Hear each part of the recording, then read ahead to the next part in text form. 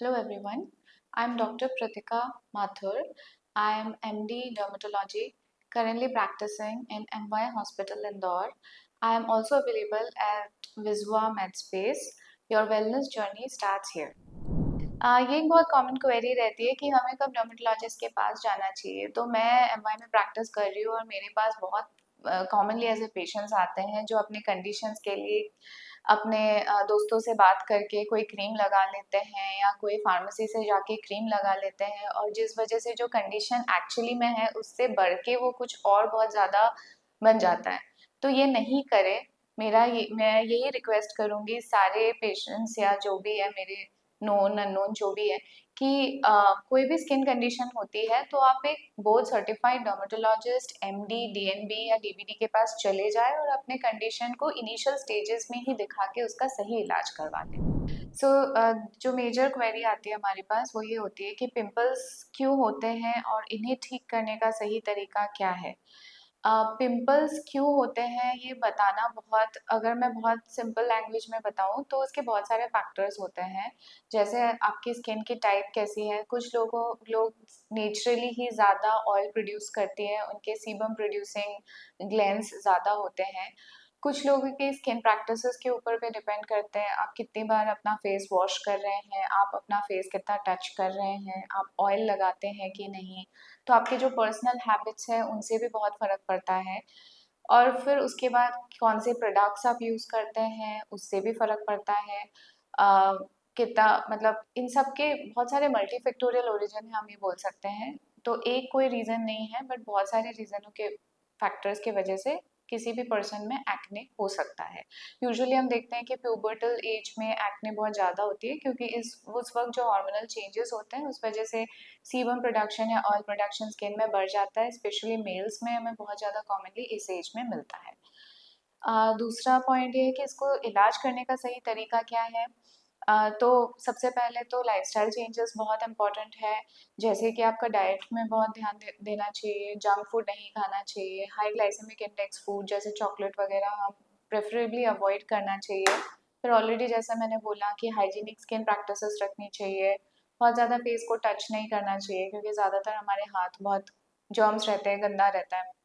उसके ऊपर से हमें तेल नहीं लगाना चाहिए, कोई भी ऑयली ग्रीजी प्रोडक्ट जो हमारी स्किन को सूट नहीं करती है वैसे या कंपैटिबल नहीं है हमारे स्किन से, वो हमें नहीं लगाना चाहिए।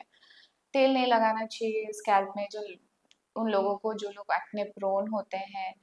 अ, इन सब के बाद जब लाइफस्टाइल चेंजेस के बाद फिर नेक्स्ट स्टेप में आता है कि आप अगर आपको एक्ने है तो फिर आपको इलाज लेना बहुत ज़रूरी है। और ये हमेशा ये देखना चाहिए कि आप एक बोर्ड सर्टिफाइड एमडी या डीएनबी या डीबीडी डर्मेटोलॉजिस्ट से ही इलाज करवाएं ताकि आपको सही इलाज मिल सके। क्या घरेलू नुस्खे त्वचा पर इस्तेमाल करना सुरक्षित है? अगर आपकी स्किन बिल्कुल नॉर्मल है, आपको कोई प्रॉब्लम नहीं है स्किन में, तो मोस्ट ऑफ दिस जो हम हर्बल रेमेडीज़ घर पे यूज़ करते हैं, उसका कोई नुकसान नहीं होने वाला है। लेकिन आपकी स्किन अगर ऑलरेडी एक्ने प्रोन है, आपको ऑलरेडी प्रॉब्लम्स है स्किन में, तो ये सारी चीज़ें आपके स्किन को और ज़्यादा इरिटेट कर सकते हैं, तो इट इज़ एडवाइजेबल कि ये यूज़ नहीं करें। अपने स्किन टाइप के लिए सही सनस्क्रीन कैसे चुनें? अगर आपकी स्किन ऑयली है तो फिर जेल आपको यूज़ करना चाहिए और अगर आपकी स्किन ड्राई है तो फिर प्रेफरेबली क्रीम फॉर्मुलेशन यूज़ करना चाहिए। उससे ज़्यादा इम्पॉर्टेंट है कि उसमें फिजिकल सनस्क्रीन कंपोनेंट्स ज़रूर होने चाहिए। Also PA++ is more important, also as important as UVB protection. Dry skin और डिहाइड्रेटेड स्किन में क्या फ़र्क होता है? डिहाइड्रेशन यूजुअली अगर हमारे बॉडी में कोई सॉर्ट ऑफ वाटर लॉस हो रहा है, जैसे हमारा डायरिया हो रहा है या वॉमिटिंग हो रही है, तो dehydration is a very serious medical condition जिस केस में डॉक्टर्स आपके स्किन को देख के, उसके इलास्टिसिटी को देख के, उसको पिंच करके, ये सब देख के, कुछ साइंस एंड सिम्टम्स देख के वो बोल सकते हैं कि आपको डिहाइड्रेशन है या नहीं। ड्राई स्किन एक अलग चीज़ होती है कि आपकी स्किन में जो नेचुरल मॉइस्चराइजिंग फैक्टर्स होते हैं वो नेचुरली कम होती है उन लोगों में, तो उनकी स्किन ड्राई होती है, जो हम कोई भी मॉइस्चराइज़र या कोई भी एमोलिएंट लगा के उस चीज़ को सही कर सकते हैं। ये एक बहुत कॉमन क्वेश्चन है कि क्या फेयरनेस क्रीम स्किन के लिए नुकसानदायक होती है? सबसे पहली बात तो मैं ये बताना चाहूँगी कि आप जिस स्किन के साथ जैसे आप पैदा हुए हो, जिस कलर के या कम्प्लेक्शन के साथ, उसको आप नहीं बदल सकते हैं। हम आपके स्किन के कंडीशंस को ठीक कर सकते हैं या उसको थोड़ा-सा हम हेल्दी लाइफ़स्टाइल या ट्रीटमेंट के साथ थोड़ा ग्लो या जो भी हम उसकी कंडीशन या उसकी स्टेट को बेटर कर सकते हैं, बट हम कम्प्लेक्शन नहीं बदल सकते। और जो सारे क्रीम इस बात का दावा करते हैं कि वो आपके स्किन को फेयर बना देंगे, वो सच नहीं है। और ज़्यादातर ऐसे जो क्रीम ओटीसी अवेलेबल है, ओवर द काउंटर मेडिकेशंस ऐसे बिकते हैं, वो बहुत ही हार्मफुल होते हैं और वो हमारे स्किन को और ज़्यादा खराब कर देते हैं। तो वो कभी भी हम रेकमेंड नहीं करते हैं कि आप यूज़ करें। अ, क्या हमारी डाइट का असर हमारी त्वचा पे पड़ता है? ऐसा बहुत हमें ये क्वेरी बहुत ज़्यादा कॉमनली आती है। तो हाँ, ऑब्वियसली सिर्फ़ स्किन पे ही नहीं, आपके ओवरऑल हेल्थ पे आपके डाइट का बहुत बड़ा कंट्रीब्यूशन रहता है। हमें ये कोशिश करनी चाहिए कि हम कम से कम जंक फूड इंटेक करें और शुगर इंटेक कम करें। हाई ग्लाइसेमिक फूड इंडेक्स वाले जो फूड आइटम्स होते हैं, उनको कम से कम हम इस्तेमाल करें। ताकि सिर्फ स्किन ही नहीं बट ओवरऑल हमारी जो हेल्थ है वो अच्छी रहे। पिगमेंटेशन या डार्क स्पॉट्स रिमूव करने के लिए जो सबसे पहला इम्पोर्टेंट वो है सनस्क्रीन लगाना बहुत ज़रूरी है। जब भी आप घर से बाहर जाते हैं 30 मिनट पहले आपको सनस्क्रीन लगाना है। अगर आपकी स्किन ऑयली है तो आपको जेल फॉर्म में लगाना है और अगर आपकी स्किन ड्राई है तो आपको क्रीम फॉर्म में लगाना है। दूसरा, एक healthy lifestyle, sleep, exercise, good eating habits always goes a long way. तीसरा, अगर आपको ऑलरेडी मेलास्मा या ऐसी कोई स्किन कंडीशन है, तो फिर ये बहुत ज़रूरी है कि आप ओवर द काउंटर मेडिकेशन नहीं लें कहीं से और एक बोर्ड सर्टिफाइड डर्मेटोलॉजिस्ट को विज़िट करें और इसके बारे में समझें और इसका सही इलाज लें। मम्मियाँ बहुत कॉमनली पूछते हैं ये क्वेश्चन हमसे कि चॉकलेट खाने से पिंपल्स होती है क्या? तो हाँ, ऐसे बहुत कंक्लूसिव स्टडीज़ नहीं है बट ये पाया गया है कुछ स्टडीज़ में कि कोई भी हाई ग्लाइसेमिक इंडेक्स फूड और चॉकलेट ऐसी चीज़ें खाने से एक्ने का प्रॉब्लम बढ़ता है।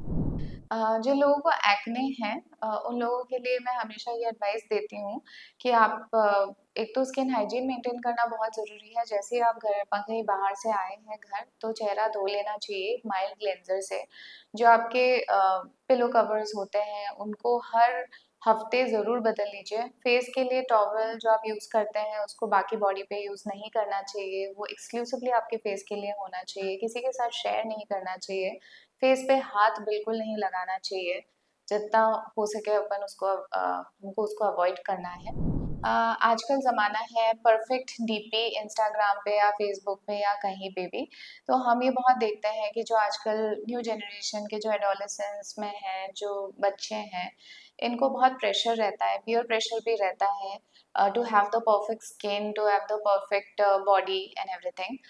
इस चक्कर में कई बार ये they become victims of social media में बहुत सारे एड्स आते हैं या कहीं पे भी अपने फ्रेंड्स जो स्किन केयर यूज़ कर लेते हैं उसी को ब्लाइंडली वो फॉलो कर लेते हैं और इससे जो उनके स्किन प्रॉब्लम्स हैं वो और ज़्यादा बढ़ भी सकते हैं और उनको और ज़्यादा नुकसान, परमानेंट डैमेज भी हो सकता है इससे।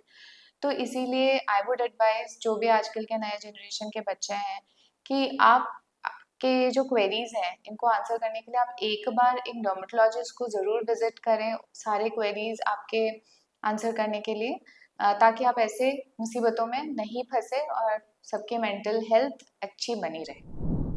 Filters are great, but great skin is even better, and we are here to take care of your skin. Thank you.